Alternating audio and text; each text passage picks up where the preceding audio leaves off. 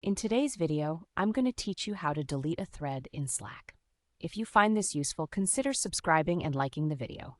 Let's jump right in. The first thing we need to do is open the thread you want to delete a message from. So look for the main message that started the conversation. You'll usually see it in your channel or direct message.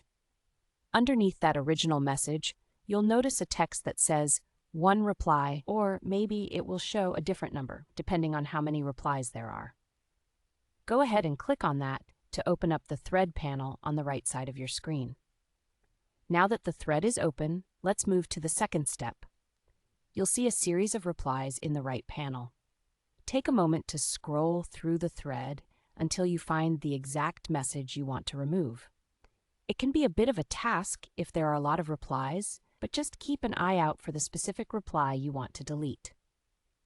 Once you've located your message, we'll head to the next step. You're going to want to hover your mouse over the message you want to delete. This will unlock additional options for you. Look for the 3 vertical dots that pop up on the right side of your message. This is known as the More Actions icon.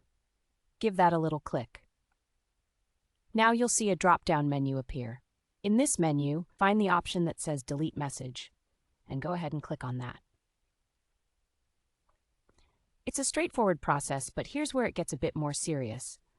Once you select to delete the message, a pop-up will appear asking you to confirm that you really want to delete it.